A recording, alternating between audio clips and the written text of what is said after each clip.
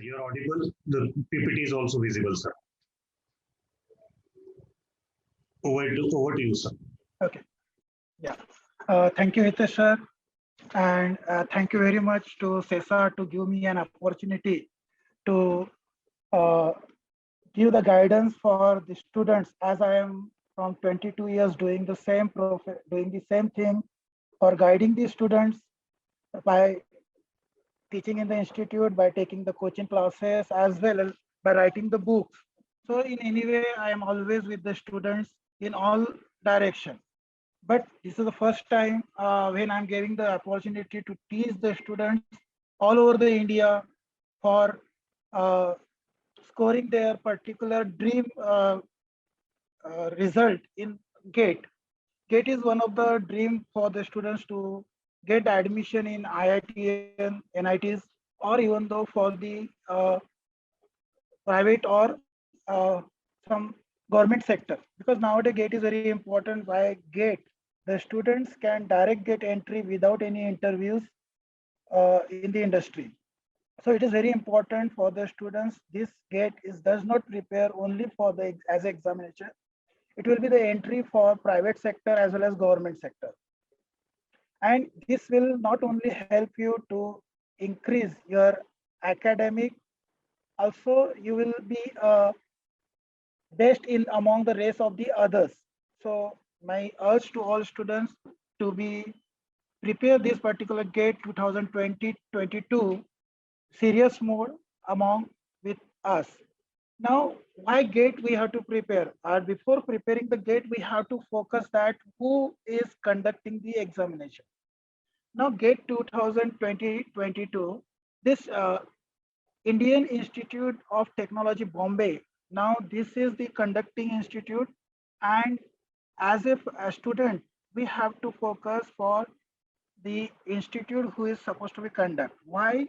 Because the pattern of the examination paper setting is depend upon the IIT who is setting the paper. If the IIT Guwahati, they're having a different pattern, they focus on a particular area. They will ask the more question on, for example, geotech. If IIT Bombay is there, they are focused on the structures. If IIT Roorkee is there, IIT Kanpur is there, everyone having their different pattern. So you have to first focus on which IIT is conducting this examination. The second, I have to explain you that the number of questions. So there are total 65 questions are there. Total marks is 100. The type of questions are MCQ types and NAT. NAT means numerical answer types. MCQ types in which again there are one marks question and 2 marks question. There is a negative marking, that is 1/3 mark will be the negative if your answer is wrong. So while selecting the MCQs, you have to focus and you have to choose the correct option if you are knowing and if you are confident. In this examination, don't try to take the questions if you are not having confidence. Because if you have 20 questions correct and 60 questions, 40 questions are wrong, so you will get a negative marking. So whatever the question in which you're having a confidence about the examination, then only you tick the proper appropriate answer. And we have choice to get the maximum marks because in NAT is the numerical type answer, but it's very difficult to guess the correct answer because there is no option over there. NAT in which there is a numerical given, you have to solve it and you have to put the answer. There is no option is over there. So this is your examination pattern. Now, as we are focusing today on the structural engineering, as Dr. Siekar, he has focused much more on the structural analysis. I just give a glimpse of the syllabus structure. Your syllabus structure is divided into the 5 structural part. One is engineering mechanics, second solid mechanics, third structural analysis, 4 concrete structures, and 5 steel structures. Now again, while studying this GATE examination, we are with you whole year while solving all the difficulties, but we have to attempt all question or we have to prepare everything. That you have to first select your examination pattern, and according to that you have to prepare your plan. We will complete entire syllabus, we'll teach each and everything. But as a students, you have to prepare each and everything or focus on a particular part of the syllabus to get the maximum marks. And those who are willing to prepare this for IIT only, they have to go hard for all the syllabus. Now, engineering mechanics, we all learn at the start of your engineering. The engineering mechanics is the basic subject in which you will study the rigid body and the forces acting on the rigid body. Now, what do you mean by rigid body? Sandeep Shekhar sir already told you that it's a body which does not deform on the application of the forces. Now, is there any body which is perfectly rigid? I think so. There is not a single body which is perfectly rigid. We assume that the body is rigid, and our mathematical equation applicable for the basic analysis are satisfied this assumption. And that's why we can consider the body as a rigid body in engineering mechanics. Now, free body diagram. What do you mean by second point of your syllabus? What do you mean by free body diagram? See, our structures are very complicated. A slab is rest on the beam is rest on the column, and column on the footing like this. The load is transferred from one end to second to third. And this will be, we are drawn just by a line diagram. We will show a slab as a single line. We'll show by a wall as a column as a vertical line, and like footing as a simply hatch with a bottom face. So like this, we will show the free body diagram, and free body diagram will help you to simplify your complication of your numerical. You can solve all the complicated numerical by simply make a free body diagram. Equilibrium equations, we learn 2D and 3D structures. So in 2D structure, there are three conditional equilibrium, summation of fx. Actually, conditional equilibrium condition are nothing but the resultant of the body must be zero. If the system is equilibrium, means there should be no resultant force. Body should be at rest. So resultant force must be zero, and resultant force having x, y, z direction. So in 2D, the summation of all the forces in x direction must be zero, and summation of all forces in y direction must be zero. Hence, your resultant will be zero. Even though your resultant is zero, your body will be continuously rotate. For example, couple. When you apply the force on the pedal of your cycle or you turn your steering, we apply the equal opposite force. And this equal opposite force having the resultant zero, but the body is in motion. So the third equilibrium condition is that sum of moment of all the forces must be zero. So like this, we have to focus on the equilibrium condition. Then internal forces on the structures, we learn the various types of the loading, that axial forces, tension, compression. We learn the difference of type of the loading, that is uniformly distributed load, varying load, couple. And then we study the beam analysis in your engineering mechanics. Friction, everyone know that in standard, from basic, from standard 4th, 5th, you learn the concept of friction. Even though when we walk, that is only possible because of the friction. It is an opposite force which resists the motion of the body, a force which induces in the body, which opposes the motion, and which is very important for all the machines, and everywhere friction is very, very important. Without friction, we can't control anything. So friction is a very important concept.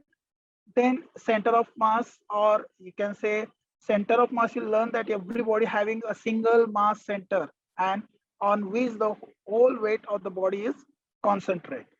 So while designing your structure or while designing machine part, you have to focus on the center of gravity or center of mass. Free vibration of undamped single degree of freedom system.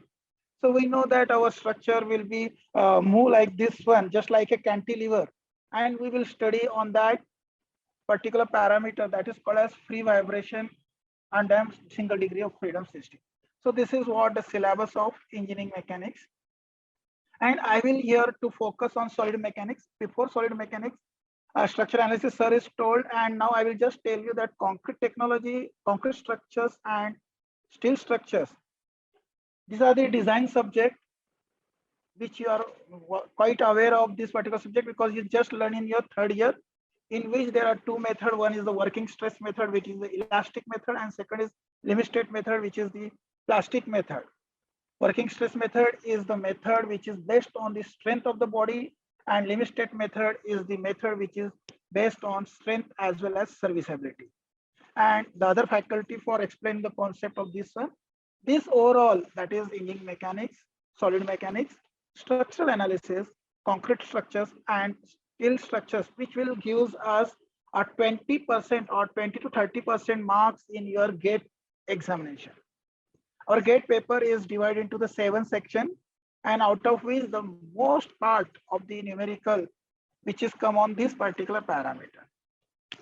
So I will just give the glimpse of my topic. My topic is solid mechanics. Today I will explain the solid mechanics, in which the bending moment and shear force in the static determinant beam. So first of all, I will explain you what do you mean by determinant. Determinant means what? I have just explained you the equilibrium equation, and equilibrium equation are 3. There are summation of fx is equal to 0, summation of fy is equal to 0, and summation of m is equal to 0. So these 3 conditions of equilibrium, with the help of that, if you analyze the type of the beam, then that beam is called a statically determinant beam. The number of reactions and number of equations are same, then that beam is called as statically determinant beam. If the number of unknown reaction or forces is greater than the number of equation available, then it is called as indeterminate beam, and that is covered by the Dr. Shekhar sir. Now second part is simple stress and strain relationship.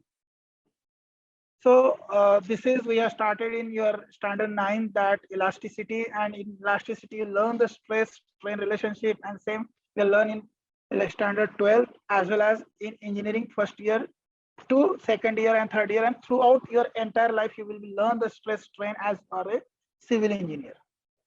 Now in this particular syllabus, if you go through the question pattern from 91 to 2019, I have just give the glimpse of solid mechanics part only. I'm not giving entire, only solid mechanics. So in solid mechanics, that 91, they have asked the question for 7 marks. Then it is increased to 2002 and 3 and 4 for 12 to 13 marks. 2006, 7, 8, that is 21, 13 marks, 16 marks. And when you comes to now 18, 19, 20, the marks on this particular topic is reducing. Now you have to focus, why I told you that which IIT is taking the examination. These marks reflect that the IIT which focus on its structures, and in the among your structure part on solid mechanics, which IIT is focusing. So this time your IIT Mumbai is there. You just go through that previous, when the IIT Mumbai has conducted the examination, based on that you focus on a subject wise numerical. Now the strength of material.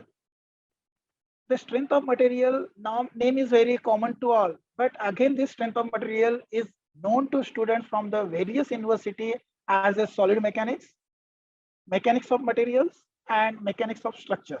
These all are the same. This is nothing but a strength of material. Now what do you mean by the strength of material? So strength of material is nothing but the study of internal effects and deformation that are caused by the applied load externally. So when we apply the force on any body, that body will be changed their internal effect. The body will be changed internally, and there will be a deformation. Either it will be elongate or it will be get compressed. Either it will be twisted or it will get bent. So this internal effect is depend upon your external force, and this is nothing but your strength of material.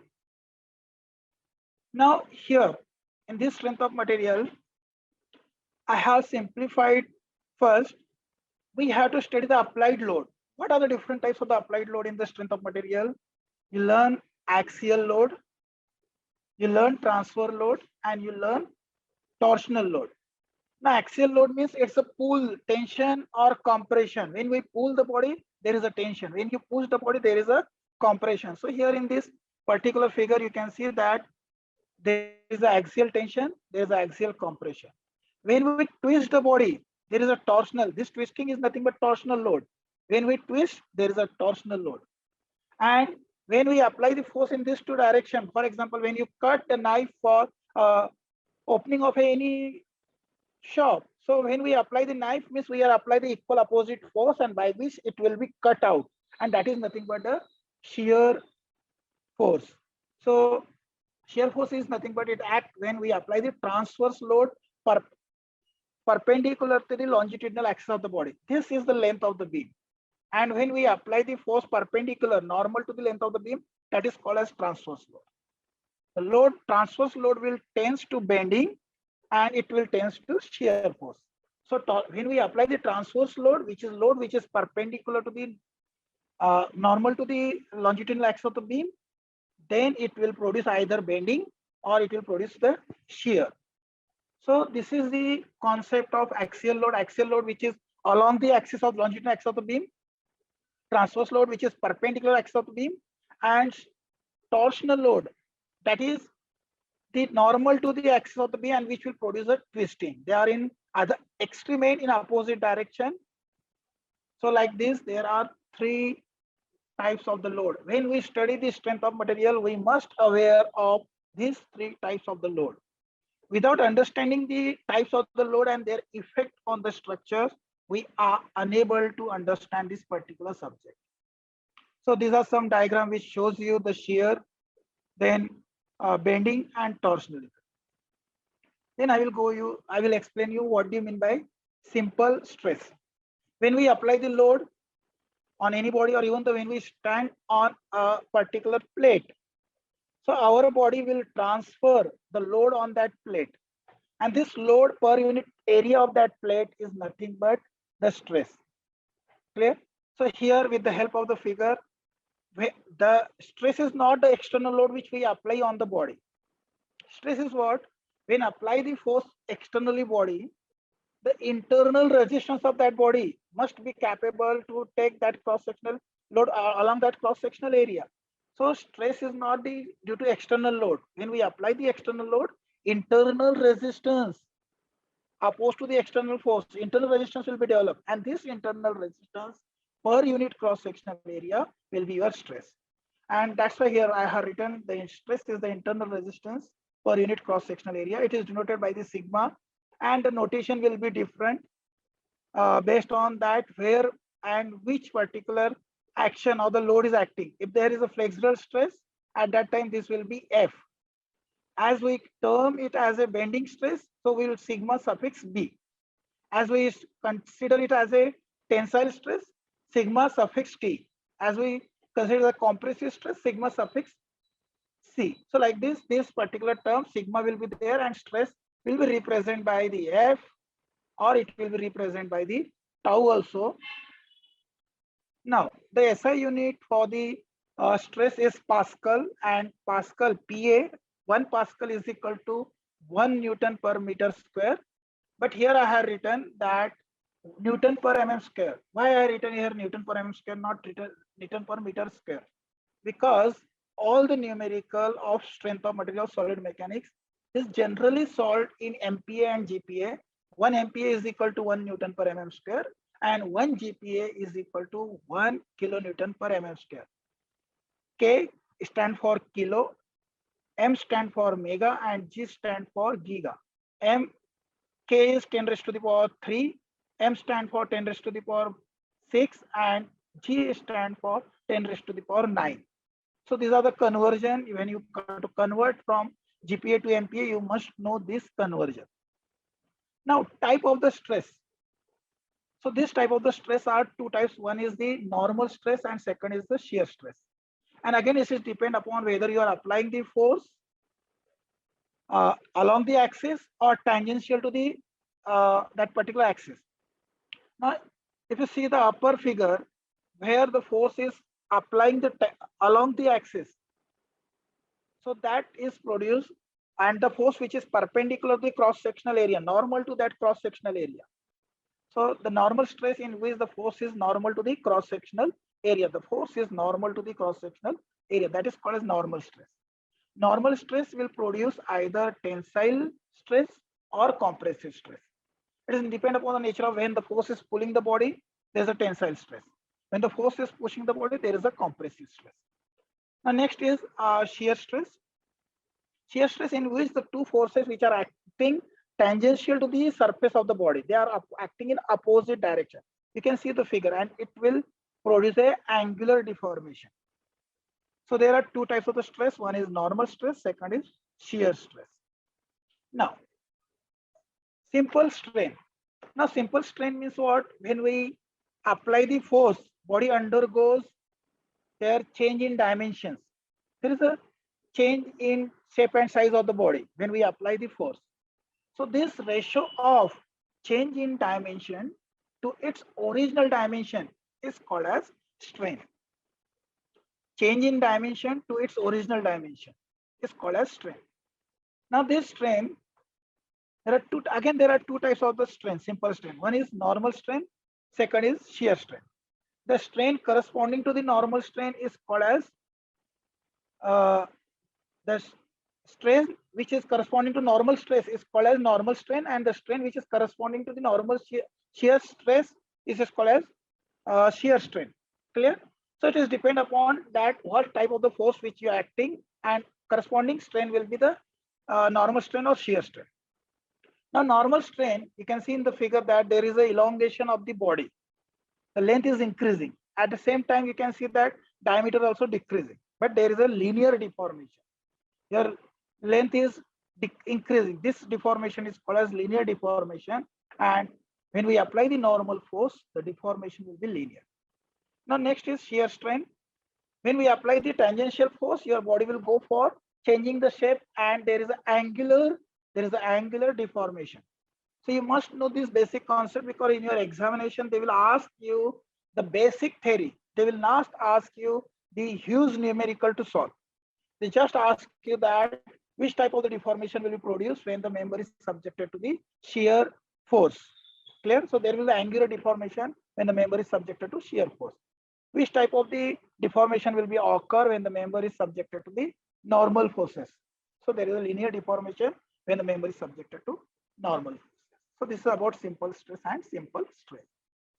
Now next. Now this simple strain is again depending upon your axial force. When we apply the axial force, you can see that there is an increase in length. At the same time, there is a decrease in diameter. Depending upon these two changes in your body because of the axial forces, again there are two types of the strain. One is linear strain, second is lateral strain. Now, what do you mean by the linear strain? So here in this formula, I have clearly explained you that it is visible to you. The change in dimension along the direction of the force. The change in dimension along the direction of the force to the original dimension. So here you can see that when we apply the pull P and L is the length of the member, the delta L change in length is here linear change in dimension upon the original length. So delta L upon L will be your linear strain for this particular figure, given figure. Now lateral strain. Now when we apply the force in X direction, your other direction is also changing the dimension. So the change in dimension perpendicular to the direction of the force to the original dimension is nothing but your lateral strain.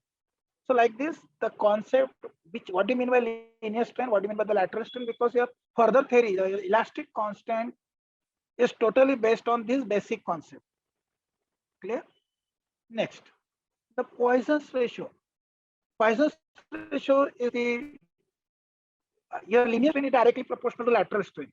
So there is a proportionality between linear to lateral strain, and this Poisson's ratio is the constant of that proportionality. Again, here I have written that Poisson's ratio is the negative of ratio of lateral strain to the linear strain or axial strain. Why it is negative? You can see that in this figure, if length is increasing, at the same time, your diameter is decreasing. So if when we apply the force, either compression, length reduce, diameter increase. When I apply the tensile force, length increase, diameter decrease. So in the one direction, one is increasing, to another direction there will be decreasing. So that's why the linear strain is supposed to be increasing, so lateral strain will be decreasing, or if linear strain is decreasing, lateral strain will be increased. So that's why there will be here negative. They are always opposite in sense. It is denoted by mu or 1 by m, and for most of the elastic material, the value of Poisson's ratio lies between 0 to 0.5. So 0.5 is the upper limit for most of the elastic material. Clear? So Poisson's ratio, the formula minus lateral strain upon linear strain. And you can see that GATE 2012, they ask the question, the Poisson's ratio is defined as, the option is axial stress upon lateral strain. So it is wrong because it is a ratio of strain. So this is totally wrong. Second option is lateral strain to the linear strain. This axial strain is nothing but linear strain. So this is the correct option because it is a ratio of strain and lateral to linear. If you go for the next option, lateral stress to the axial stress. So again, it is wrong, it's the ratio of stress. Here you've seen that D option. Student will make mistake either B or D, but axial strain means the linear strain to lateral strain. It's the wrong answer. It's the lateral strain to linear strain. So like this, you have to choose the correct option. Your definition itself indicate that lateral strain to the linear strain. Okay. Now another question which was asked long back in 1991, the maximum value of Poisson's ratio for an elastic material is. So I have given you here range 0 to 0.5 and the options are 0.25, 0.5, 0.75 and 1. So the correct option is 0.5. Okay. Now this is all about the Poisson's ratio. Now Hooke's law. So this stress and strain within the elastic limit, they are proportionate. So here when the material is loaded within its proportional limit, the stress is directly proportional to strain. We have learned this from standard 9 and everyone are aware with this one. So stress is directly proportional to strain.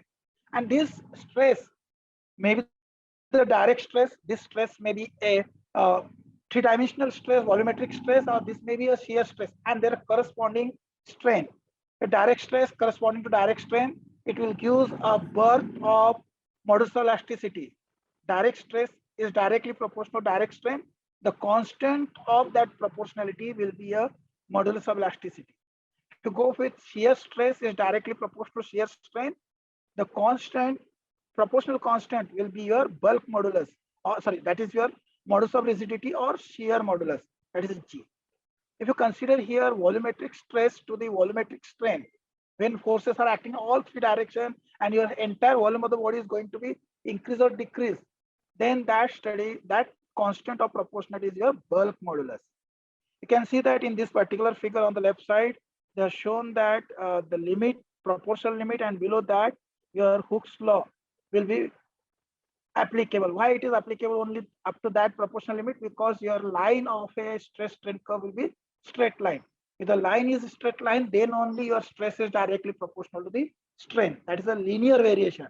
After that, there will be a non-linear variation. It may be parabolic or any other shape. Now, so modulus of elasticity below the yield stress is directly proportional to strain, and the constant of that proportionality is your modulus of elasticity, and it is the ratio of direct stress to the direct strain. It is the ratio of direct stress to direct strain. It is denoted by E, and sigma upon stress is denoted by sigma and strain is denoted by epsilon, or in some local book it will be denoted by small e also. So either small e or sigma you can use as a, sorry, small e or epsilon you can use for strain. These are the sum values, and this sum value we have to remember because in your MCQ they ask you what will the modulus of elasticity for steel in GPa. So here for steel 200 GPa, the modulus of elasticity of the steel is 200 GPa, and modulus of elasticity for the aluminium is 70. And if you go with the concrete, so concrete modulus of elasticity is not a standard. It will be changed by the grade of concrete. So as the grade of concrete is there, your E will be 5000 under root FCK. So it will be changed. So that's why here in some book they have given the concrete, but concrete for which grade of concrete it is used, that is also important. So modulus of elasticity of the concrete will be changed depending upon the characteristic strength of the concrete. So here I have written some standard material. These also vary depending upon their material composition, but it will be nearby this only. Next, the most important parameter while you study the strength of material, you must aware about a stress strain curve for the ductile material, or we can call it as a mild steel as a ductile material. Now here, this is start with 0. As soon as we increasing the load on the body, your corresponding body will going to be deformed up to the certain point A. The stress is directly proportional to strain. So here A point is called as a proportional limit where stress is directly proportional to the strain, and material is in elastic region only. But after A, you can see that the body is not in elastic region, but still at point B, when you release the load, body regain to its original shape and size. And that's why B point is your elastic point by which the body will be regained to its original shape and size. So B is the elastic point and A is the proportional limit, because I have seen one MCQ in your GATE examination in which they ask you A, B, C, and D. What is the meaning of this one? On the left side, they have given A, B, C, D, and on right side, this particular term. And you have to match the following with the correct option. Now see, after the elastic point, the material enter in the plastic stage. Means what body will not regain to its original shape. So here C is the point at which the body enter the yield point. What do you mean by yield point? Everyone is eating the chewing gum, and once your chewing gum taste is bitter, you will start to take it, pull, and once you pull at a particular extent, it will start to elongate automatically without applying the force. So without applying any force, if the body is going to be elongate, then that particular case is called as yielding. Without increasing in the load, the deformation is going to be continue, and that process is called yielding. C is the upper yield point and D is the lower yield point where the yielding process is end, and material will again require force for the further stage of the failure. So we have to further increase the load and material will go for the further load is increasing and there is a corresponding deformation. And E is the point which is called as ultimate load point where the material, that's the maximum load that the material can sustain. And after that, there is no load is required. Body will not fail at ultimate load point. Body will fail at this point, F point, which is called as breaking point. So there will be a question in your MCQs that your ultimate load point is greater than, ultimate stress is greater than flexural stress, or ultimate stress is equal to flexural stress, ultimate stress is less than the flexural stress, or none of this. So from this graph, there are so many questions they will ask in your your GATE examination. Now again, you can see that necking formation will be produced after the ultimate load point. So in your GATE examination, they ask you that when will the necking form? So necking form when there is an ultimate load formation, it reaches to the ultimate load. Once it reaches the ultimate load, the necking is formation, and then after that it will be failed by the cup and core failure.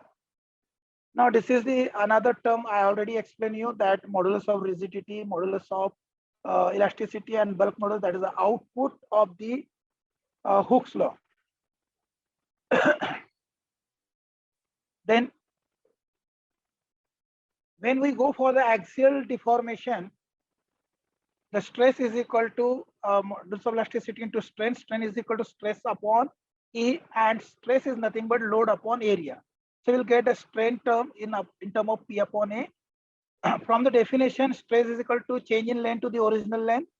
And whenever you want to find out deformation delta L, so we arrange the value of E, which is PAE, and PAE into this L, you will get delta L is equal to PL upon AE.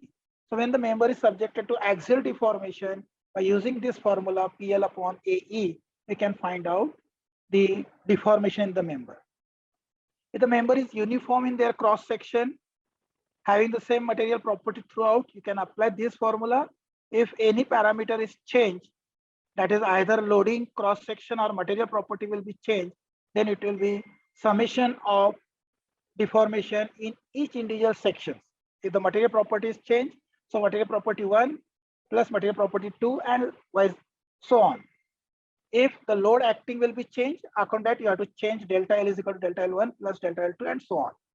So like this, we can find out the deformation when the member is subjected to axial load. Now, deformation due to temperature stresses. Now, we have learned here that when the member is subjected to axial force, what will be how we'll calculate deformation. Now, when the temperature is either rise or fall, we have manufactured our material at particular temperature T1, and that is supposed to be 25 or 26 degree temperature. And we have used that material in Rajasthan, where the temperature goes to 50 degree temperature.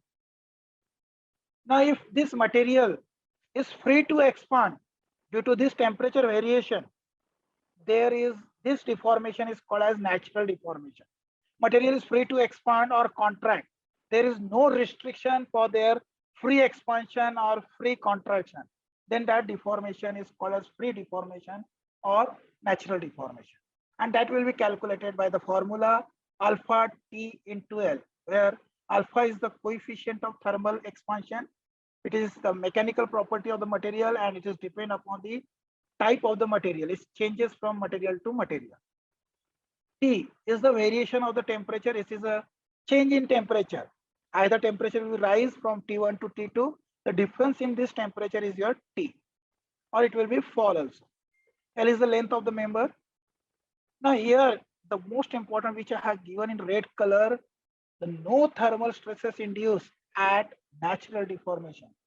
If your member is free to expand, free to contract, your thermal stresses will not induce. We can't say that material is subjected to or member is subjected to temperature stresses.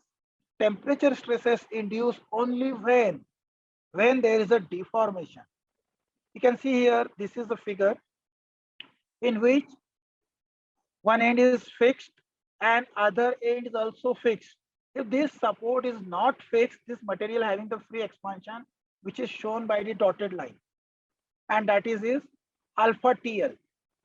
So free expansion. Now thermal strain is what? The stress or strain, thermal stress and strain come in existence only when you will be restrict their freedom, expansion or contraction. So here, in this particular, you can see that the prevented deformation upon original length of the member is nothing but thermal strain. If material is free to expand and if you restrain 100% their expansion, you can see that in this figure, the figure 1, if the deformation is fully prevented, then your free expansion is equal to expansion prevented. See here, free expansion is equal to expansion prevented. And that's why here in thermal expansion I have written alpha TL upon L. This LL get cancelled. Your formula thermal strain is equal to alpha T, or you can say alpha delta T, change in temperature. Now, if the deformation is partially prevented, the thermal strain, you can see here figure, there is a gap, or because of any reason there is a gap induced between the support and the member. So that member is now free to expand to fill that particular gap. Up to that gap, to fill that gap, there is no stress induced in the member, or there is no corresponding strain developed in the member. And that's why in your formula, you can say prevented deformation. Free expansion is alpha TL, and there is a gap between this particular member and support. So expansion prevented is nothing but the alpha TL minus gap. Alpha TL minus gap. So here in thermal strain, when there is a partial prevented, strain is equal to alpha free expansion, that is alpha TL minus gap upon length, where delta T is the change in temperature. So this is about thermal strain. Now thermal stresses. Now when this particular member is restrained, the support exert a force. Member is free to expand, support is prevented to expanding. That member is prevented to expand means that their support is pressing the member to restrain their free expansion. And that force which restrain is nothing but here that force per unit produce is stresses. So when the deformation in the member due to temperature variation is prevented, the stresses induced in the member is called as temperature or thermal stresses. So when deformation is prevented, then only thermal stress is induced. So see here in this particular, uh, there are two questions which were asked in the university your GATE examination. One is that if the deformation is fully prevented, the thermal stresses, the formula options are given here. I have not wrote that entire question, but I have explained that question how that answer will become. Stress is equal to strain into modulus of elasticity. Strain is equal to alpha delta T into L upon L. This blue L length will get cancelled. Alpha into delta T into E is your final output to calculate the thermal stresses. Clear? So by using this formula, when the member is fully prevented, you can find out thermal stresses. Stress is equal to alpha into delta T into modulus of elasticity. One more question which was asked in university GATE examination, that is 100 mm by 5 mm by 5 mm steel bar free to expand is heated from 15 degree to 40 degree. What types of the stresses will be developed in the bar? But why I have this tensile stresses? So 15 degree to 40 degree, temperature is rise. Temperature is rise means member is try to expand, support will be push the force. Means when the temperature is rise, the nature of the force is compressive. So most of the student will write the compressive stresses induced. If temperature is fall from 40 degree to 15 degree, now temperature is fall means member is try to come closer, means your support is try to pulling it out. So there will be the tensile stresses. Temperature rise, the nature of stresses will be compressive. Temperature fall, the nature of stresses will be tensile. But I have here given a correct answer is no stress produced. Why it is? Because here one statement is that free to expand. There is no restriction in the member. As there is no restriction, material is free to expand. The stresses induced in the member is no stresses. So like this, we have to read each and everything properly. There are tremendous thing in this conceptually. Now I just give the glimpse of some two questions. One is that the maximum tensile stresses at section XX. So here, when we apply the forces, force upon cross-sectional area. So at this particular section, the cross-sectional area, this is D by 2, and this length is L by 3, and B is the width. So B into D by 2 will be your cross-sectional area. So here B into D by 2, that area I have considered, from that I have got the corrected answer. So here the section is given XX, and based on that you can solve the numerical. So like this, there are ample of the things which I have to share with you. This is the one of the simplest subject in the entire engineering, that is structures, because it's just required logic. Once your logic is clear, nothing is to be scored in this particular area. So I have a lot of knowledge in this particular area because I have wrote the book in mechanics, strength of material, concrete technology, even though fluid mechanics, structural analysis also, structural design also. So that's why I know that what is the requirement of the students, how to solve this numerical in a very simple way and short way. And every year I am trying to attempt this examination. Only the structures part I attempt because I'm very good in structure, that's why. So if you have any difficulties, we have the Hitesh sir, the single point of contact. You can discuss with him anytime, anywhere. I will guide you for this reason, that is GATE. With this, I am okay, I think so. Hitesh sir, from my side, it is okay. There is so many things I have to cover, but because of the time limitation and the other faculties also there to explain their some data, or he also having some more knowledge. So he will also want to share something. So I will stop here. Shall I stop over here, sir? Yes, sir. Yes, sir. Thank you very much, sir. Yeah, thank you, sir. Thank you all the participants to be here with me because I have to give, I have it to give more, but because of time period, I have to stop here only. Let will share the other thing whenever we have actual sessions. Okay, thank you. Sir, I think the students are benefited now and they will be surely benefited by your further lectures, sir. Thank Yeah, you. yeah. Thank you, sir. So, Take- so, sir, you can just transfer the course rights, or else you just transfer the course right to Pradeep, sir. Can you do that, sir? Sir, I will go for the stop sharing. Yes, sir. You please stop.